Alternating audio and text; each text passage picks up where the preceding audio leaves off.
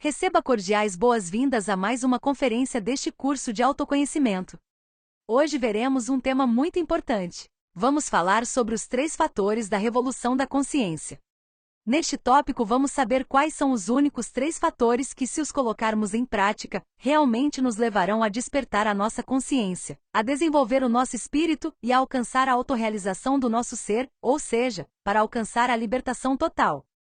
Atualmente encontramos milhões de religiões, milhões de escolas espirituais ou místicas, milhões de crenças, práticas e métodos. A maioria nos leva a buscar o divino de forma externa, acreditando na divindade como algo externo a nós, desenvolvendo uma fé cega em relação a algo ou alguém, e esperando que um dia ou na vida após a morte, seremos recompensados por termos mantido a fé cega naquela crença, que pensamos ser superior a quaisquer outras crenças, e que, sem admitir qualquer dúvida, é a única verdadeira.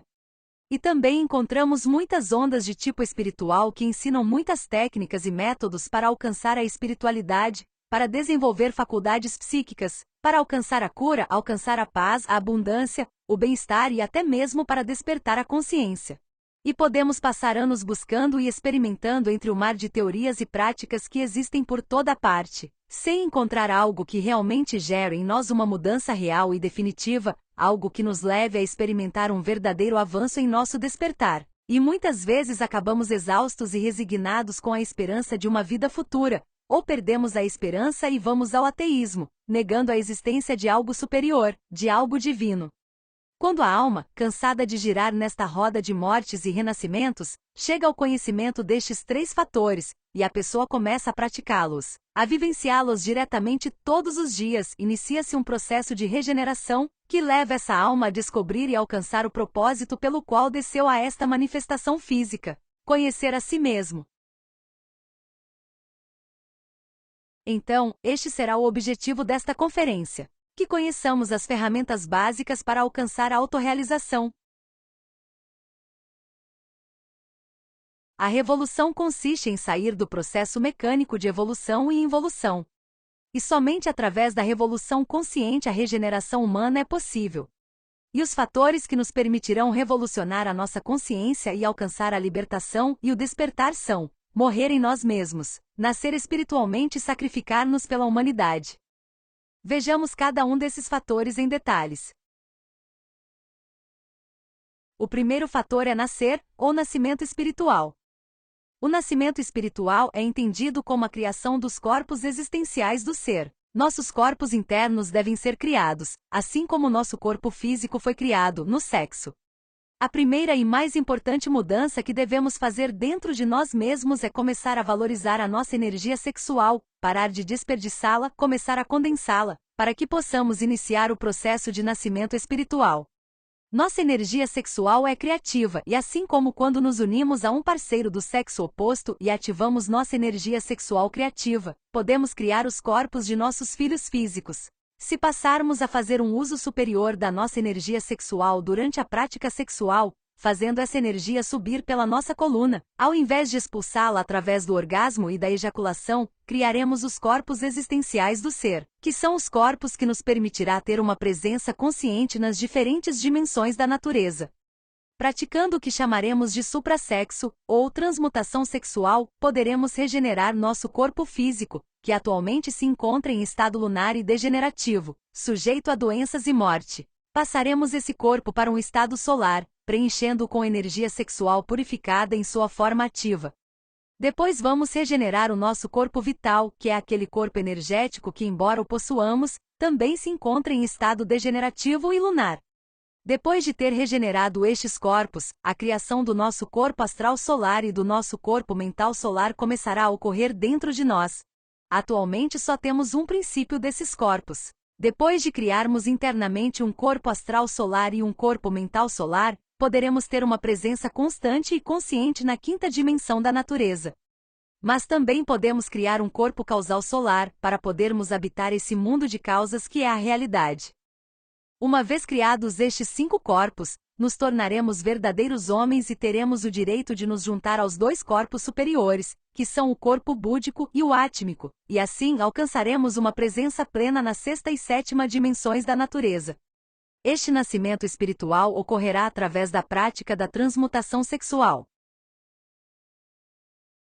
Existem 3 requisitos básicos para que a prática sexual seja uma prática sexual superior. São eles: fidelidade, castidade e amor. Fazer esta prática sem atender a esses requisitos resultará no não alcance de resultados positivos na mesma. Fidelidade implica que para nascer espiritualmente é necessário ter um parceiro estável com quem possamos trabalhar permanentemente o sexo. Deve ser um só casal, não podem ser vários, pois isso adulteraria o trabalho. O casal deve estar disposto a colaborar e conhecer o trabalho que será realizado. E esta prática deve ser realizada entre um homem e uma mulher, pois somente quando a energia sexual do homem se junta à da mulher, suas energias sexuais são ativadas de forma positiva, gerando uma força criativa. Assim como para criar um filho físico é indispensável a participação de um homem e de uma mulher, assim é para a criação de corpos internos. Castidade é a não expulsão da energia sexual do nosso corpo por qualquer motivo.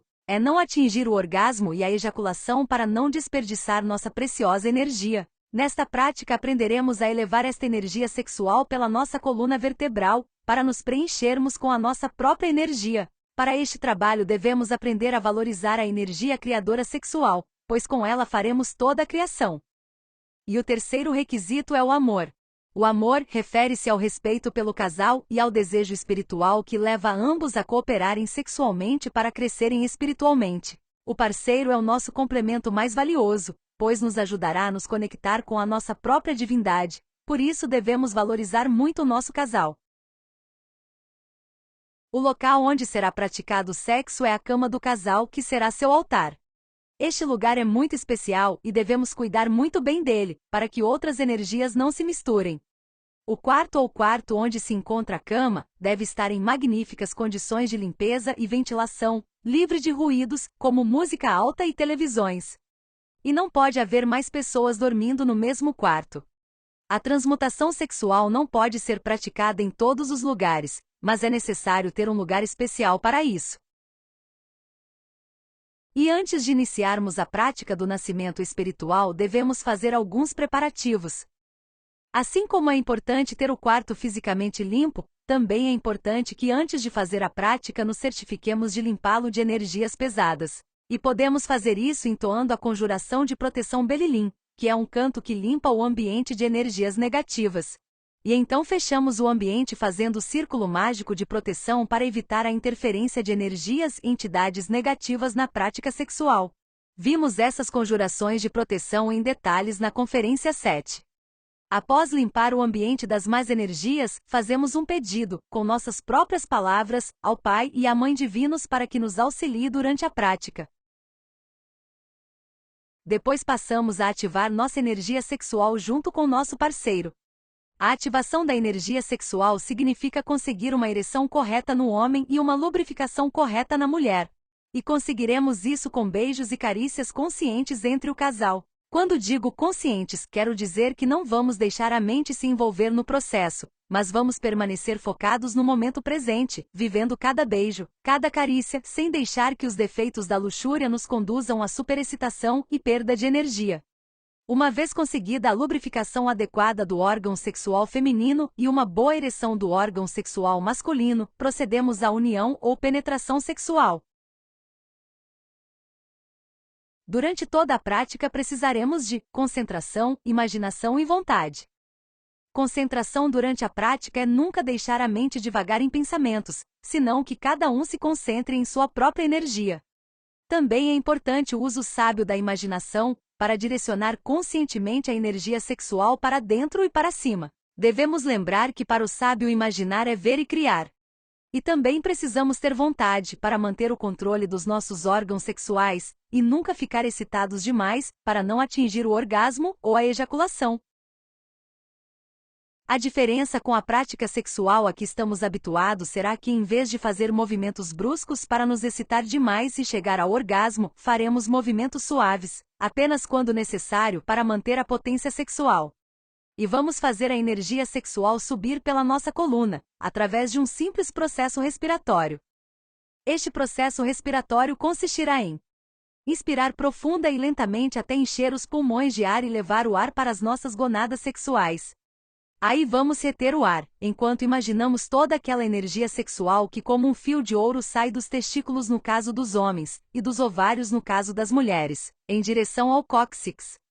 E a partir daí fazemos com que ela suba, com a imaginação consciente por toda a coluna, até o ponto entre as sobrancelhas. E uma vez lá, expiramos o ar, enquanto pronunciamos o som.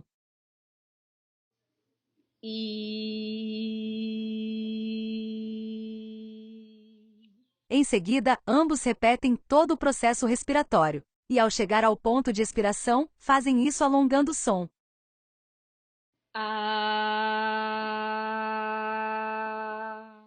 Em seguida, repita o processo respiratório novamente, e expire pela terceira vez com o som.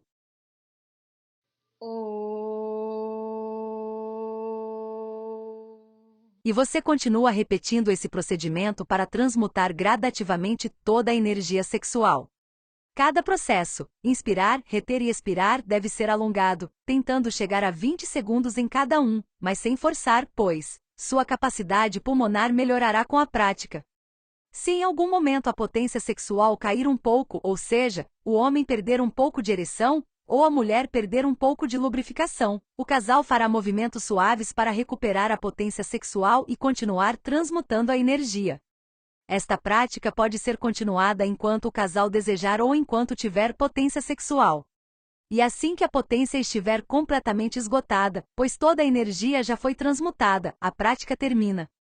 O sucesso desta prática será retirar-se dela, sem derramar a energia sexual, ou seja, sem ejacular ou atingir o orgasmo. Algumas recomendações importantes a serem consideradas são: deve ser praticado apenas uma vez por noite. Com paciência, prudência e perseverança avançaremos vértebra por vértebra e corpo por corpo. É importante considerar não tomar banho até 2 horas depois de ter feito a prática, pois embora a princípio não vejamos, uma poderosa energia eletromagnética se move em nós nesta prática e se tomarmos banho imediatamente, isso nos afetará. Outra coisa importante a ter em mente é não realizar esta prática durante o período menstrual, ou se a mulher estiver grávida ou amamentando. Também é importante não usar anticoncepcionais, pois isolam e afetam o poder criativo da energia sexual. E devemos ter em mente que esta prática é um controle natural da fertilidade, porque o sucesso da prática é sempre retirar-se dela sem atingir o orgasmo ou a ejaculação. E esse foi o primeiro fator para a revolução da consciência. O segundo fator é morrer, ou morte psicológica. A morte psicológica refere-se à desintegração de cada um dos nossos modos de ser negativos ou defeitos psicológicos, que mantém a nossa essência aprisionada e condicionada, que mantém a nossa energia contaminada e que nos mantém no estado degenerativo em que nos encontramos atualmente. Elimine-os, para que nasçam em nós as virtudes da nossa alma. São nossos humores negativos, nossas emoções e pensamentos negativos, bem como as maneiras negativas pelas quais nos relacionamos com nosso corpo físico, que nos mantém em constante doença e fraqueza física. Assim, vemos que as doenças que vivenciamos no plano físico advêm da contaminação e do mau uso que todos os nossos defeitos psicológicos fazem das nossas energias internas. Ao eliminá-los, desenvolveremos as virtudes opostas a esses defeitos. Ao eliminar a nossa raiva, desenvolveremos paciência, autocontrole e capacidade de amar. Ao eliminar a nossa preguiça, desenvolveremos força de vontade e diligência. Ao eliminar a nossa luxúria, desenvolveremos pureza e castidade. Ao eliminar mentiras, ganância e orgulho, desenvolveremos honestidade, lealdade e humildade. Então, vemos que para desenvolvermos verdadeiramente uma virtude é necessário compreender e eliminar o defeito que aprendeu. A virtude é a forma pura da essência, é a energia e a sabedoria que vieram da compreensão e eliminação do modo incorreto de ser. Para iniciar o processo de morte psicológica, devemos aprender a nos auto-observar, e isto acaba por ser o mais difícil, pela mecanicidade em que nos encontramos. Se aprendermos a nos observar, descobriremos cada uma das manifestações do ego em nossa mente, sentimentos e ações. É preciso saber diferenciar os atos do ego, os atos da personalidade e os da consciência. Quando descobrimos que o que se manifesta dentro de nós não é a nossa consciência, mas sim o nosso ego, e o eliminamos, começamos a ver as mudanças radicais que começarão a ser geradas em nós. Não como uma repressão, mas como uma mudança real que virá da observação e do reconhecimento dos nossos erros, das nossas maneiras erradas de ser e da sua erradicação. A autoobservação, como explicamos extensivamente na última lição, é direcionar a nossa atenção para o nosso mundo interior, para procurar fazer uma mudança em nós mesmos. E o que podemos observar em nosso mundo interior? Os diferentes pensamentos, as conversas internas entre nós, as emoções agradáveis e desagradáveis, os estados de espírito em que nos encontramos, as nossas reações mecânicas e tudo o que nos altera diante de qualquer situação. E descubra nessas reações a manifestação do ego dentro de nós. Quando você descobre, através da autoobservação, qualquer uma das manifestações do seu ego, você deve julgar a si mesmo, para compreender como esse sentimento que você está sentindo, esse pensamento que você está pensando e essa ação que você está realizando, não é da sua consciência, mas de um defeito psicológico. Para se conscientizar de que isso está esgotando sua energia e prejudicando os outros e a você mesmo, e fique ciente de que há uma parte da sua consciência presa aí. Imediatamente você entende que é um defeito, você deve implorar a sua Mãe Divina particular para desintegrar o defeito ou eu que você descobriu. Pede-lhe mentalmente, Mãe Divina, elimine esse defeito. Através deste procedimento é como a consciência é liberada, desperta e integrada. Na medida em que você trabalhar seriamente com este procedimento, estará liberando a essência, equilibrando seus centros energéticos e despertando sua consciência. Cada vez você poderá ver detalhes cada vez mais sutis, o que lhe permitirá ver o progresso.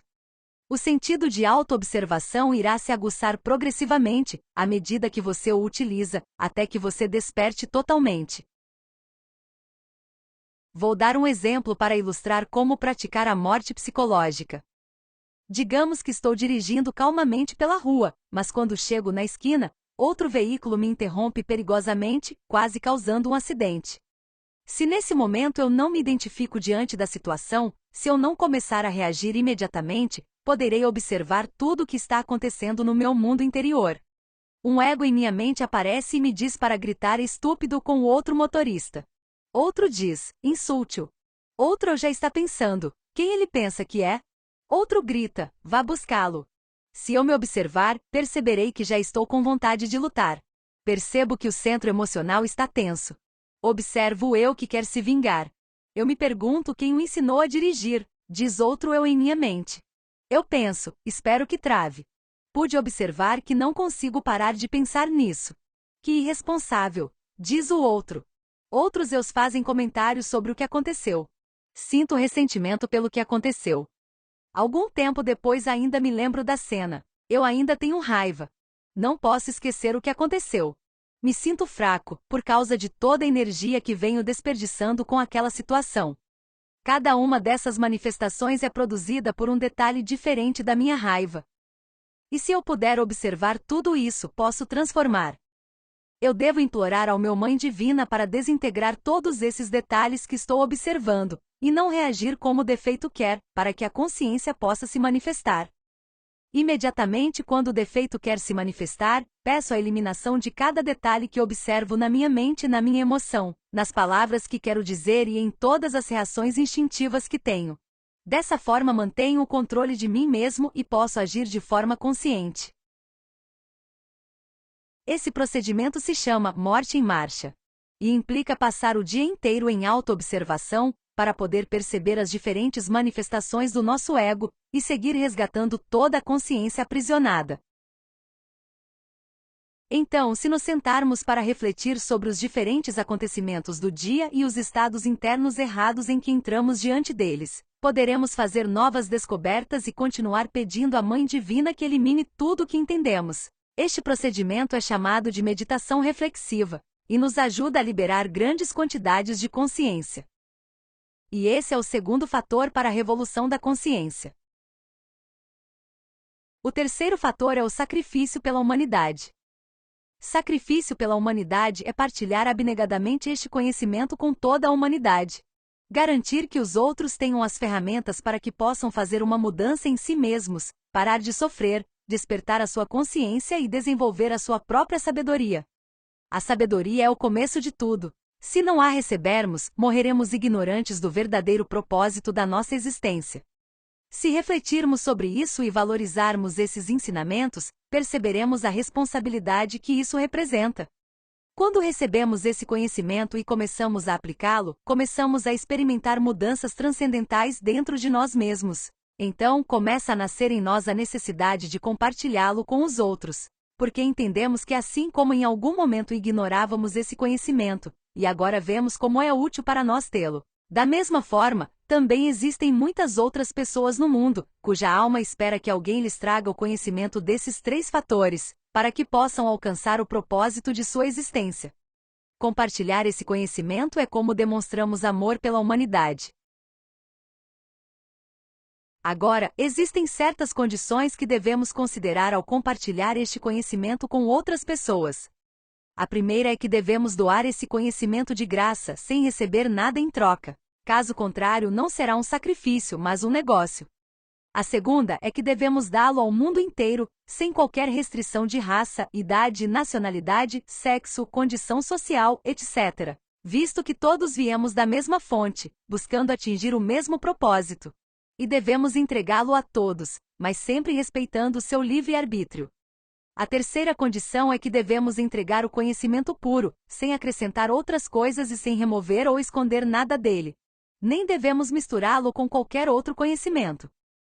Essas são basicamente as condições: dar de graça, dar a todos e dar puro. Agora vamos ver algumas das razões pelas quais deveríamos nos sacrificar pela humanidade. Primeiro, porque a razão do ser é o próprio ser. Segundo, para que comecemos a deixar de ser egoístas. Terceiro, porque uma obra de amor se alimenta de amor. Além disso, porque cada um dos nossos defeitos psicológicos tem a sua própria dívida, e se não tivermos dharma para pagar essa dívida, estagnaremos no processo de morte psicológica. Devemos o karma de 7 existências e se pretendemos nos autorrealizar, devemos pagar essas dívidas kármicas em uma existência. Quando você deve muito, precisa ter uma boa renda. E quando nos sacrificamos pela humanidade, recebemos o Dharma que nos permite pagar pelos nossos karmas, para que não tenhamos de pagar por eles com dor. Além disso, o sacrifício gera os méritos do coração para podermos avançar em nosso trabalho interior. O egoísta avança muito lentamente se é que avança. Outra razão para ajudar os outros é que o que se dá recebe, e quem não dá nada não recebe nada. Mas quem dá sabedoria recebe sabedoria. E quem tem e não dá o que tem, até o pouco que tem lhe será tirado. Se uma pessoa ensina, cada vez que ensina ela entende melhor. Cada vez que ajudamos nosso Pai interior a compartilhar o conhecimento, ele nos ensina algo. Cada vez que revisamos as conferências, nós as entendemos melhor. E se estamos ensinando, estamos criando um centro de gravidade em torno do nosso trabalho interno. E algo importante a saber é que os nossos diferentes defeitos psicológicos querem que esqueçamos este trabalho. Se não ensinarmos o conhecimento, começaremos a esquecê-lo. Agora, existem diferentes maneiras de nos sacrificarmos pela humanidade. Por exemplo, convidar nossos amigos para receber essas conferências. Conversar com nossos familiares e conhecidos sobre esse conhecimento. Também procurando maneiras de convidar pessoas que não conhecemos. Compartilhar os convites para as conferências e compartilhar os vídeos. Ou fazer o nosso próprio convite para que as pessoas se interessem em receber esse conhecimento. Ou fazendo campanhas publicitárias na internet. Estudando também as conferências e se preparando para ensiná-las. Depois, ministrando as conferências presencialmente ou virtualmente. Fazer vídeos ou de alguma forma que seja possível levar o ensinamento a outras pessoas. Abrindo diferentes espaços onde o conhecimento pode ser compartilhado. Depois, preparar outros para que continuem ensinando. Além disso, motivar as pessoas a começarem a praticar os 3 fatores. E fazendo o trabalho de despertar a nossa própria consciência para poder orientá-los melhor. Se conseguirmos verificar a força que se recebe ao transmitir este conhecimento, seremos encorajados a cada dia a tentar fazer mais para ajudar os outros irmãos da humanidade a também recebê-lo. E esse é o terceiro fator para a revolução da consciência. E este tem sido o tema de hoje. Estes são os 3 fatores para o despertar da consciência. Lembre-se de deixar quaisquer perguntas ou comentários que você tenha.